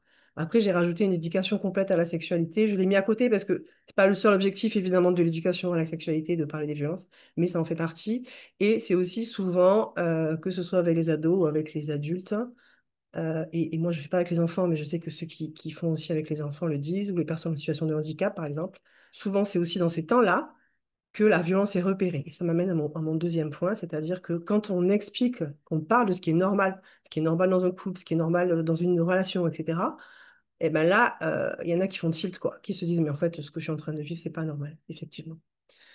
Donc, le repérage, ça veut dire avoir un peu les antennes ouvertes. On sait que ça existe. Maintenant que voilà, on a participé à cette soirée, si vous étiez là, vous le saviez déjà, mais voilà, peut-être on va assister à quelque chose. On va voir une scène où enfin, encore une fois, il faut connaître un peu la différence entre violence et conflit, mais des fois, ça saute pas aux yeux non plus, mais ou des paroles, ou etc. Et là, eh bien, avec délicatesse, comme j'ai dit tout à l'heure, on peut aller poser des questions, essayer d'isoler un des deux pour dire voilà comment ça se passe à la maison. J'ai assisté à la dispute la semaine dernière, à la fin, est-ce que ça arrive souvent? Voilà, essayer d'aller chercher un peu l'information parce que des fois, c'est très difficile d'aller la mener, quoi. Il y a une autre chose aussi qui a vraiment fait ses preuves, c'est le questionnement systématique.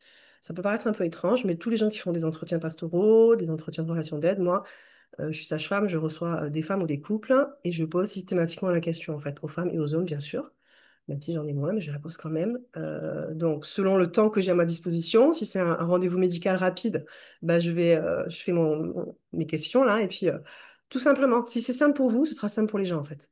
Moi, au début, j'avais peur, je voulais pas, et puis à partir du moment où j'ai commencé, en vrai, c'est ça, on transmet le fait que c'est pas compliqué, donc on va tout simplement demander est-ce qu'il vous est déjà arrivé de subir des violences physiques, conjugales, sexuelles, psychologiques? Voilà, oui, non. Des fois, les gens ne sont pas prêts, ils le sortent peut-être un peu plus tard, mais ça ouvre la porte. Ça veut dire qu'ici, c'est un espace où on peut parler de ça. Et puis, si on a un peu plus de temps, donc là, ça peut être effectivement un entretien en relation d'aide, ou moi, ça va être pour la sexualité, ou bien pour les grossesses, eh ben, comment ça se passe à la maison? Est-ce qu'il y a des tensions? Quand il y a des tensions, ça se termine comment en général? Est-ce que c'est toujours un peu le... Oui, il y a beaucoup de disputes. Ah bon, et est-ce que est-ce qu'il y a toujours un qui cède? Vous voyez l'histoire que Myriam a parlé, hein, entre la conflit et la violence, le conflit, c'est à égalité, ça peut bouger un peu, mais ça alterne. La violence, c'est toujours la même personne qui cède et qui plie, ça s'appelle le pliage d'ailleurs. Voilà, donc ça, c'est vraiment une habitude à prendre si on le veut, vraiment, c'est pas compliqué. Et puis, évidemment, la sensibilisation, la formation des responsables, mais de tout un chacun. Pourquoi les responsables quand même? Parce que ceux qui vont porter la parole théologique, notamment sur la séparation, ça va être quand même les responsables d'église. Donc, et qui vont se décider qu'est-ce qu'on fait, quel accompagnement on met en place, etc. Ça va être ça, quoi. Donc voilà, la protection, accompagnement, j'en ai parlé un petit peu, mais pour résumer, la sécurité fait partie des priorités, voilà. Ensuite, l'écoute, la prière, c'est vraiment important et les gens ont vraiment besoin de ça. Par contre, ça ne va pas suffire. C'est-à-dire que ce soit du côté de la victime ou de l'auteur, s'il n'y a pas des professionnels dans la boucle qui vont pouvoir soit travailler le trauma, soit travailler les violences pour qu'on fonctionne comme ça, etc. Euh, voilà. Après, Dieu est grand, Dieu fait des miracles, je le sais, mais il n'en fait pas toujours non plus. Donc, c'est comme pour les addictions. Il y a eu l'époque où on accompagnait les gens dans l'addiction, et puis, voilà, avec un accompagnement principalement spirituel. Et puis, à un moment donné, on s'est dit, la plupart des églises ont fait ce chemin de dire non, mais ça n'empêche pas que parallèlement, quand même, on essaie de travailler aussi avec les services d'addictologie, etc. Ben là, c'est un peu la même chose, quoi. Bien sûr que la présence spirituelle, elle est là, et surtout qu'on a dit à quel point le spirituel était important. Mais il y a des choses pour lesquelles, si on n'est pas formé, on n'est pas formé, c'est normal. Tout le monde, personne ne peut tout faire, quoi. Et ça aussi, donc oui, c'est ce que j'ai dit, recevoir le couple ensemble est le plus souvent contre-indiqué. On ne fait pas des médiations, on ne fait pas des thérapies de couple, etc. Et connaître les ressources. Donc je termine là-dessus. C'est vraiment hyper important de connaître les ressources dans le sens où, dans la violence conjugale, on ne reste jamais tout seul face à une situation. Vraiment, c'est hyper, hyper important. Pour deux raisons. La première, c'est que si on reste tout seul, déjà c'est hyper lourd et on va s'effondrer. Mais aussi, il y avait une espèce de relation de sauveur là, qui peut se faire là, où pour la victime, vous êtes la première personne qui l'écoute, la première personne qui prend soin d'elle, qui lui renvoie des choses positives et tout. Et ça va être vraiment trop excluant. Et ça va pas l'aider à prendre possession de sa vie après, etc., de multiplier les ressources et tout. Et après, il y a que c'est un phénomène enfin, il y a plein de domaines en fait. Donc, il y a du judiciaire, il y a du psychologique, il y a du social avec le logement, les revenus, les comptes en banque. Il y a du spirituel, il y a du soutien juste voilà, amicale, j'ai envie de dire, ou familiale. Et personne ne peut faire tout ça, en fait. Il faudrait pas qu'une seule personne fasse tout ça, sinon après, c'est le gourou, quoi.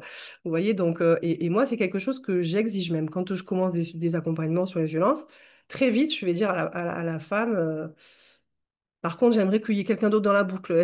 Qui est-ce que ça pourrait être pour vous? Est-ce que ça va être un psy? Est-ce que ça va être un pasteur? Est-ce que ça va être une sœur? Est-ce que ça va être peut-être au niveau juridique, d'aller au moins à la permanence du CIDFF? On va en parler, le Centre d'information des femmes et des familles. Voilà, parce que d'abord, il y a des compétences que je n'ai pas, mais aussi parce que je ne veux pas porter seule aussi la responsabilité, quoi, même en étant quand même formée sur le sujet. C'est trop lourd en fait de se dire si je trouve pas les bons mots, si je pose pas la bonne question, si je explique pas bien les choses, après il va se passer un drame à la maison et ce sera ma faute. Non, c'est trop lourd en fait. Donc voilà, et du coup, je termine avec ça, c'est que les violences conjugales, c'est pas une sorte de spécialiste parce que s'il n'y a pas des gens de terrain autour qui ont entendu la première fois cette parole et qui ont adressé peut-être à d'autres, eh ben, les gens, ils n'arrivent pas si facilement jusqu'à nous. Et chacun a sa petite part à faire sans que ce soit une part monumentale. Si chacun fait un petit bout, j'amène un soutien, je t'aide pour telle démarche, l'autre il va faire ça, l'autre il va faire ça, et du coup, ça crée une espèce de maillage qui à la fois protège tout le monde de l'épuisement et puis de relations trop exclusives, et en même temps permet que chacun de sa place peut vraiment amener quelque chose. Donc je vous montre juste un petit outil que j'utilise tout le temps parce qu'on l'a pas dans les outils après.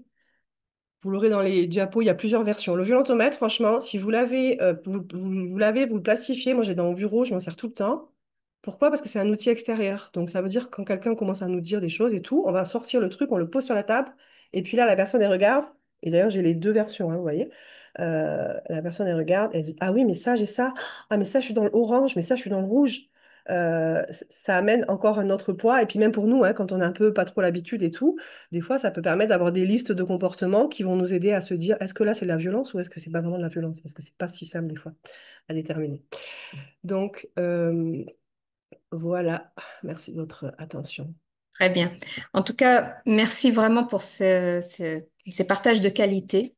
Je suis très contente d'être là pour présenter ce livre que les éditions Biblio ont publié il n'y a pas très longtemps, en collaboration bien sûr, enfin avec c'est même la Fédération protestante qui est venue vers nous pour faire ce livre. Donc, Briser le silence, agir ensemble, voilà un livre qui est là pour faire face à toutes les formes de violence. Comme il a été dit, on a vu que dans ce monde, la violence continue de blesser les corps, de blesser les cœurs et les liens aussi entre les êtres humains. Face à cela, on a envie d'avoir une voix collective qui s'élève parce qu'en effet, il a été très souvent dit qu'il est absolument important de ne plus taire l'innommable. Alors, la violence, qu'elle soit donc physique, psychologique, spirituelle ou encore sexuelle, elle a marqué l'histoire de l'humanité, on l'a vu aussi avec les textes bibliques cités, et elle détruit, bien trop souvent dans le silence, à la fois l'intimité et la dignité de ceux et celles qui la subissent. Alors, par peur, par honte ou faute d'écoute, beaucoup restent prisonniers, prisonnières de cette souffrance. Et seule la parole partagée, l'écoute bienveillante et l'action collective peuvent avoir un chemin de guérison. C'est dans cet esprit, en fait, que la Fédération protestante de France a voulu publier cet ouvrage, qui est un ouvrage engagé et qui propose à la fois une réflexion spirituelle, mais aussi, et vous avez eu l'exemple avec nos trois invités, une expertise professionnelle et un engagement humain. À travers ce livre, la Fédération protestante s'inscrit dans la continuité de ses actions contre toutes les formes de violence et pose un geste fort qu'il s'agit qu'il faut dire et nommer, comprendre, prévenir et accompagner. Alors ce livre, il aborde sans détour les violences spirituelles, sexuelles bien sûr, conjugales, mais aussi éducatives, l'inceste, le harcèlement et les abus envers les personnes vulnérables, quelles que soient les causes de leur vulnérabilité. Et bien plus qu'un simple constat, il propose aussi des ressources. C'est un manifeste et un véritable guide pratique. Il invite chaque lecteur, chaque communauté à devenir acteur du changement. Alors, vous allez trouver dans ce livre des clés pour reconnaître les signes de la violence, des outils pour agir concrètement, des témoignages comme celui que j'ai lu tout au début, et des réflexions qui sont ancrées aussi dans les Écritures et dans la réalité du terrain. Et puis, bien sûr, ce qui est important, des pistes pour accompagner, protéger et aider à reconstruire. Alors, ce livre est le fruit d'une collaboration très riche. Vous avez ici trois autrices qui ont partagé quelques éléments de leurs expériences, de leur engagement. En tout, il y a 15 auteurs et autrices qui sont issus de divers horizons du protestantisme français, qui sont spécialistes, professionnels du terrain, théologiens, psychologues, conseillers conjugaux, éducateurs, médecins. Ils ont tous en point commun d'offrir un regard concret, bien sûr spirituel, psychologique, social et humain. Alors, le livre va se développer en quatre parties. La première partie qui s'intitule Au commencement était la parole, eh bien, présente deux textes fabuleux écrits par deux théologiennes, Agnès van Kirchbach et Valérie Duval-Pujol, qu'on a écouté ce soir, qui explorent la puissance libératrice de la parole euh, à travers les textes bibliques, mais aussi, Valérie l'a bien explicité, comment certains textes bibliques témoignent de la violence faites aux femmes, par exemple, des injustices, mais aussi servent de prétexte. Et puis, la deuxième partie qui s'intitule Pourquoi cela te brûle-t-il? Ça fait allusion bien sûr à Genèse 4, mais c'est la traduction Chouraki. Et ce chapitre interroge sur les racines de la violence. Et là, nous avons deux auteurs aussi qui apportent leur éclairage, avec Myriam Letzel, que nous avons entendu ce soir, et Frédéric Rognon, qui est philosophe. Et les deux analysent les différents visages de la violence et ce qu'elle révèle de nos sociétés. Et puis dans la troisième partie et avant-dernière partie, qui s'intitule donc Vous ouvrez la porte aux violences, là il y a un décryptage en profondeur des différents types de violences, qu'elles soient donc spirituelles, sexuelles, familiales, éducatives, du harcèlement, de l'inceste et quelques autres. Et en proposant des conseils pratiques pour réagir. Et enfin, la dernière partie, dans l'obscurité, une lumière se met à briller. C'est important et c'était essentiel. Et ce soir, on en a beaucoup parlé. Il est important d'avoir un message d'espérance et de reconstruction. Il ne faut pas baisser les bras, on peut agir. Cette dernière partie aborde des chemins de restauration par l'éducation notamment à la vie affective et sexuelle, par un accompagnement thérapeutique et par la prévention. Et elle souligne aussi l'importance d'agir ensemble pour que chaque lieu de vie, que ce soit en église, famille, école, travail ou autre, eh bien, chaque lieu puisse devenir un espace sûr. Alors, je cite ici tous les auteurs. Je voudrais vraiment que leurs noms soient cités. Vous en avez trois ce soir, trois autrices. Mais il y a aussi Elsa Alfred Couronné, Cécile Chouamé, Nathalie Gonzalez, André Letzel, Joël Nicolas Randeguet, Colette Martinez, Emmanuela Merola, Evelyne Nilsson, Jacques Poujol, Guy Vieumier et Claire-Lise Wake. Alors, c'est important parce que ce livre est aussi intéressant et aussi pertinent au vu de la qualité de ces différents auteurs. Ce livre, enfin, se conclut par une boîte à outils précieuse, à la fois une bibliographie thématique, mais aussi des contacts pour des associations tout à fait dédiées à ces sujets, des numéros d'urgence aussi bien en France qu'en Belgique et en Suisse, et des liens téléchargeables via des QR codes pour des brochures et des supports de prévention. Alors, c'est un appel à chacun et à chacune, qu'on l'on soit membre d'église, éducateur, parent, professionnel ou simple citoyen. Ce livre est une invitation à voir, à entendre et à agir, car faire face à la violence, c'est choisir l'humanité, la justice et la paix, et tout cela est au cœur de notre texte fondateur, qui est la Bible. Donc, soyons ensemble des artisans de paix dans un monde blessé. Voilà le sujet de cet ouvrage que je vous invite vraiment à vous procurer. Un grand merci, Anna, pour cette présentation assez complète. Tu m'aurais convaincu si je ne l'avais pas déjà lu. mais Merci. c'est chose faite. Je vous encourage aussi à vous le procurer. J'ai l'impression que déjà, le lire, c'est être acteur d'un changement des mentalités, de ce qu'on peut en dire aussi autour de soi, de ce qu'on peut comprendre et voir. Donc, voilà, c'est vraiment un premier pas sur le sujet des violences qui est intéressant. Je vous encourage à vous le procurer. Adeline vous a mis le lien dans le chat et on vous enverra évidemment le lien dans l'email qui récapitule ce webinaire.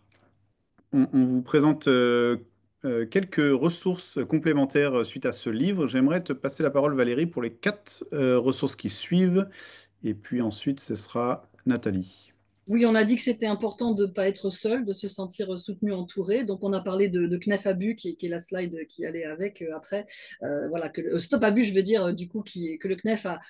J'espère que vous avez tous mis l'affiche dans votre église, hein, voilà, qui est du coup un service d'aide. Et du côté de la Fédération protestante, moi, dont je suis vice-présidente, on a aussi lancé ce numéro d'appel, ce numéro d'aide, qui est pour tout le protestantisme. Donc là, on est bien au-delà des étiquettes. C'est en lien avec France Victime. Et là, l'avantage, c'est que du coup, on peut appeler quand on veut, mais surtout, ils vous mettent en relation avec une association ensuite locale à côté de chez vous. Donc, que ce soit pour vous ou que ce soit pour la personne elle-même qui a besoin d'aide, elle va être mise en contact avec une association de victimes. Parce qu'il ne faut pas aller tout seul porter plainte, il faut se faire entourer, en fait. Et du coup, là, vous avez des juristes, des travailleurs sociaux, voilà, vous avez tout le panel. Donc là, voilà un numéro où de là, on va vous orienter vers quelqu'un près de chez vous. Donc là, c'est des affiches qu'on peut mettre. Quelqu'un l'a suggéré dans le chat. Mais oui, bien sûr, on peut mettre des affiches dans son église avec le 3919. On peut mettre aussi, merci d'avoir changé Romain, on peut mettre cette charte. Donc ça, c'est avec la Fédération Baptiste. On a créé toute une série de boîtes à outils que vous trouverez sur le site de la Fédération Baptiste qui est indiqué là, ActuFeb, des prédications, voilà, comment on en parle avec les enfants, et cette charte en particulier que beaucoup d'églises ont affiché sur leur panneau d'affichage, hein. Elles l'ont adopté en AG ou en conseil. Et donc, c'est une charte qui dit, bah, ici, c'est un lieu où on croit les victimes, où on dit qu'on est contre, évidemment, la violence conjugale, que rien ne peut la légitimer. Donc, c'est une charte où vous pouvez mettre votre propre logo d'église. Évidemment, là, c'est l'exemple de celui de la Fédération Baptiste. Mais c'est une charte très efficace. Moi, j'ai entendu des témoignages de pasteurs qui m'ont dit, bah, des victimes sont venues me parler, ont osé parler parce qu'on avait affiché cette charte dans l'église. Donc, il y a aussi du coup des formations. Plusieurs ont posé la question des formations. Donc, Myriam pourra parler de celles qu'elle organise aussi. Moi, je travaille avec Empreinte Formation. Vous pourrez trouver ça sur relation-aide.com. Et on organise très régulièrement des formations sur toutes sortes de violences, mais en particulier les violences conjugales. Et on le fait aussi pour des unions d'église. Ça nous arrive du coup d'être invités aussi pour former des pasteurs parce qu'ils n'en ont pas parlé, ils n'en ont pas parlé dans leur formation théologique, sachez-le. Donc, du coup, on peut faire des pastorales où on peut comme l'a dit Nathalie, aller voir des groupes de jeunes. Voilà, il faut commencer, plus on commence jeune, mieux c'est hein, d'aborder toutes ces questions-là. Donc voilà un exemple de lieu de formation qui est possible. Et puis la suivante, c'est une place pour elle, l'association que j'ai créée, dont je vous ai parlé, c'est pour sensibiliser. Je cherchais qu'est-ce qu'on pouvait faire pour briser le tabou. Le propre du tabou, c'est qu'on n'en parle pas. Et voilà un geste facile et simple, la chaise rouge.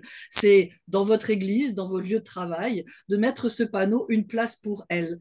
Elle aurait dû être là parmi nous, mais elle est morte sous la violence de son conjoint ou de son ex. Et donc, nous lui rendons hommage avec cette place, une place pour elle, pour les victimes de violences conjugales, la chaise rouge. Et donc, ça se fait dans tous les endroits. Et l'effet très efficace, c'est de libérer la parole. Les gens se mettent à parler du sujet de la violence conjugale. Ah, tu sais, je t'ai jamais dit, mais ta grand-mère. Ah, tu te souviens, sœur machin. Voilà. Et donc, du coup, on parle du sujet. Ça libère la parole. Je vous encourage à venir voir sur le site. Du coup, vous en saurez beaucoup plus. Et ça existe dans une dizaine de langues. Vous pouvez aussi le faire dans un contexte plus international. Après, il y a des livres, mais je crois qu'il y en a d'autres. Voilà. Merci Valérie. Peut-être Nathalie, tu peux nous présenter ces quelques livres qu'on propose à la lecture également? Oui, ça permet de voilà d'aller plus loin, hein, parce que là, j'espère que tout le monde est sur sa faim et qu'on se dit qu'il y a des choses qu'on ne sait pas, qu'on n'a pas eu le temps de voir, etc. Donc, c'est aussi le but. Donc, en plus de, bien sûr, le livre dont on a parlé, la violence conjugale dans les églises évangéliques en France, ça recense un peu les études, etc. Donc, je crois que Muriel Selon, je l'ai vu parler là par là. Donc, voilà, ça, c'est intéressant si on veut avoir des infos concrètes. Donc, voilà, il y a voilà, la violence conjugale, Colette, puis Jacques Pujol et Valérie qui est là. Violence conjugale, identifier pour agir en Église, c'est un livre collectif de Croix Publications. Il y a des pasteurs, des psys, etc. qui parlent, donc c'est assez intéressant aussi. La brochure sur les violences conjugales qui est au-dessus. La Bible est-elle sexiste? Ben oui, parce que le sexisme, quand même, on a bien vu hein, que les violences n'étaient pas également réparties, donc forcément, c'est des violences sexistes aussi bien souvent. Et puis la FNACAV, je l'ai mis en haut, c'est l'affiche pour les suivis sur les auteurs de violences conjugales. Honnêtement, c'est très, très difficile de les envoyer là-bas ou qu'ils acceptent d'y aller. Mais enfin, c'est bien de savoir si quand même il y a quelqu'un, on en a parlé tout à l'heure, hein, quelqu'un qui veut travailler, qui veut se remettre en question, qu'on ait quand même une ressource aussi à proposer. Donc voilà, ça peut être intéressant. Ça, c'est pour vraiment les violences conjugales. Après, les CRIAVS dont a parlé Myriam, c'est plus pour les auteurs de violences sexuelles. Un grand merci, Nathalie. Myriam, peut-être sur la diapo suivante, tu peux nous parler de ce petit livret de bonnes pratiques pour lutter contre les abus sexuels. Voilà, donc ça, c'est le guide qui avait été sorti vraiment tout au départ de l'initiative euh, de lutte contre les abus. J'ai vu que dans les questions, on nous demandait pourquoi abus et non pas violence. En effet, quand on Mm. parle de ce qui se passe de transgressif au niveau sexuel, on préfère utiliser le terme violence parce que abuser, c'est quand on prend toute la tablette de chocolat à la place de prendre deux carrés, tandis qu'en termes de sexualité, soit on est dans le librement consenti entre deux adultes euh, ou deux personnes du même âge qui vivent quelque chose qu'elles ont vraiment choisi. Sinon, on est dans la violence. Donc, ce livret, il est téléchargeable sur le site stop-abus.fr et il est accessible en PDF ou alors à l'achat aussi.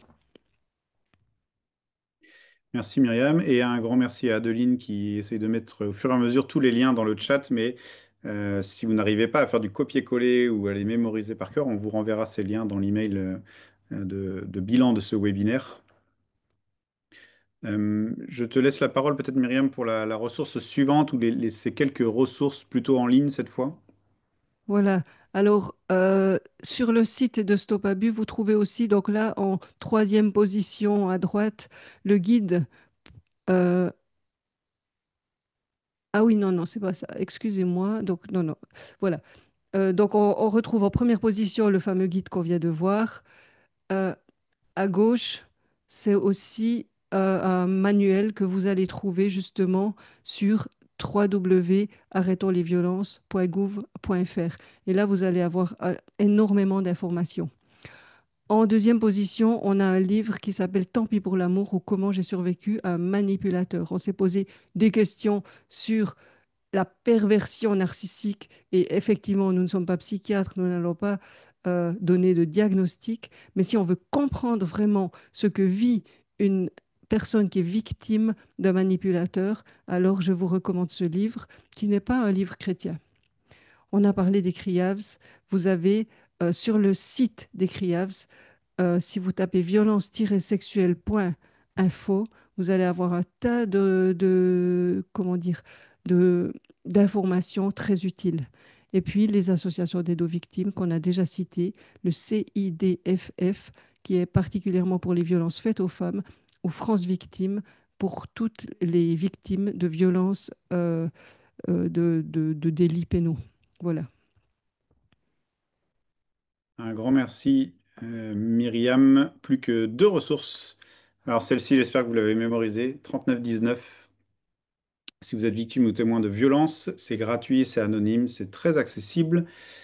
Et c'est vraiment une bonne manière d'être accompagné, redirigé, d'avoir un appel à l'aide extérieure, 3919, vous pouvez le mémoriser et le diffuser dans vos églises, pareil, idéalement avec le numéro d'enfance maltraitée et les numéros des urgences, ça pourrait figurer dans chaque église protestante évangélique de France, ce serait un grand plaisir. On vous rappelle aussi que le CNEF a ce service d'écoute qui s'appelle Stop Abus. Euh, voilà, c'est disponible en ligne. N'hésitez pas à l'utiliser. C'est vraiment à votre disposition si vous êtes victime ou témoin d'abus sexuels dans les églises protestantes évangéliques, dans des familles, dans des couples de vos assemblées. On arrive à la fin des ressources. J'en profite, je change de casquette. Je suis aussi responsable de la levée de fonds pour le CNEF et pour Stop Abus. Donc cette dernière diapo, c'est un appel aux dons. C'est une mission de prévention et de sensibilisation comme ce webinaire qu'on fait ce soir. C'est possible grâce à vos dons et on a besoin de ce financement pour pouvoir en proposer d'autres. Donc n'hésitez pas, ça peut être une manière d'encourager l'équipe. Une autre manière d'encourager l'équipe et de remercier les oratrices, c'est de mettre un petit mot dans le chat conversé. Voilà, si ça vous a paru pertinent. Et puis, de toute manière, on vous envoie un email qui récapitule tout ce dont on a abordé, les replays également qui sera là. Et je m'excuse, mais il y a eu vraiment genre 70 questions ce soir qui ont été posées et on n'a pas pu répondre à toutes les questions. Vous avez compris que Nathalie, Myriam et Valérie sont elles-mêmes très engagées dans certaines structures et voilà, elles ont dans une certaine mesure la capacité de répondre encore à vos questions. Donc n'hésitez pas à les solliciter via les différentes organisations ou associations dans lesquelles elles sont impliquées. Ça peut passer aussi par le CNEF, ça peut passer par Stop Abus. Si vous êtes en contact avec Biblio, ils vous répondront également. Donc on essaie de faire un maximum pour être à votre service, pour continuer, prolonger cette discussion qu'on a ouverte ce soir, ce sujet qui a été ouvert avec les interventions. Voilà, Nathalie, Myriam, Valérie, je sais qu'on a fait qu'effleurer le sujet. J'espère que ça vous a paru quand même utile d'ouvrir ce sujet-là de la manière dont vous l'avez fait. J'étais touchée par une des questions. On sait qu'il y a plusieurs victimes là parmi nous qui s'en sont sorties et qui ont témoigné. Donc je les remercie. Il faut Mm. beaucoup de courage. Et elles nous encouragent parce que si vous avez lu, hein, je ne sais pas si vous avez lu, mais elles nous disent, moi ce qui m'a sauvée, c'est que quelqu'un me dise, je te crois. Donc si ce soir on peut voilà, être informé, sortir nos antennes et tout simplement être dans cette attitude de cœur très, très évangélique, d'ouverture l'un à l'autre et de dire je te crois. Et notre part à nous, c'est de nous informer et de nous former. C'est ce que vous avez fait en étant présent ce soir. Donc, un grand bravo. Mais faites le pas d'après. Le pas d'après, c'est peut-être le livre, c'est peut-être de diffuser ce webinaire et sentez-vous concerné. Si vous avez été pris au trip, s'il y a quelque chose qui a bougé ce soir, bah dites-vous que c'est peut-être parce qu'il y a un pas d'après à faire pour pouvoir être vous-même maintenant la personne qui va aider, comme ces victimes nous l'ont partagé. Il y a quelqu'un qui un jour les a aidés à s'en sortir et que nous soyons cette parole-là pour elles. Pour ma part, je suis très encouragée de voir déjà le nombre de participants, de voir tous vos mots, vos encouragements, vos questions aussi, de quelle manière vous vous impliquez et comment dire, vous êtes interpellés par ce sujet. Et je crois que c'est vraiment là qu'on peut avancer, progresser dans le domaine de la lutte contre ces violences. Je suis Mm. aussi très encouragée dans mon quotidien parce qu'on est au niveau du service Stop Abus de plus en plus contacté. Voilà, je suis en face d'une situation, est-ce que vous pouvez m'aider à savoir quoi faire? Et vraiment, je pense que le service a été vraiment créé aussi pour cela. Et donc, ne restez pas seul, en tout cas, avec des situations. Il y a de nombreuses façons de pouvoir avoir de l'aide. Et en tout cas, personnellement, je suis très encouragée. Oui, moi aussi, vraiment, je pense vraiment aux victimes ce soir en me disant, celles qui sont là, celles qui sont encore en cheminant, et puis celles qui vont entendre ce replay, en fait, quelqu'un que demande est-ce qu'on peut diffuser, mais diffusons, diffusons, diffusons. Ça va vraiment changer la donne, parce que ça, c'est historique un peu, là, ce qui est en train de se passer. C'est quand même pas quelque chose qui s'est beaucoup vu jusqu'à présent. Et là, la victime, elle va voir, elle va dire, mais il y a des chrétiens, il y a le CNEF qui dit que ce que je vis, c'est pas normal. Bible en main, il y a Valérie Poujol qui fait la théologie, il y a les psys qui parlent, enfin, la sexologue et tout. De me dire, mais en fait, il y a vraiment quelque chose là. Il y a vraiment quelque chose qui fait que il y a beaucoup de situations, je pense, qui peuvent basculer sur la légitimation de se dire, mais non, en fait, c'est pas acceptable ce que je vis. Et ça, je crois que vraiment, je suis reconnaissante à toute l'équipe et à Bibi et tout ça pour ça. Je pense que ça va vraiment porter des fruits. Merci à vous trois, merci Anna et merci à Biblio d'avoir vraiment co-organisé ce webinaire pour aborder ce sujet ensemble.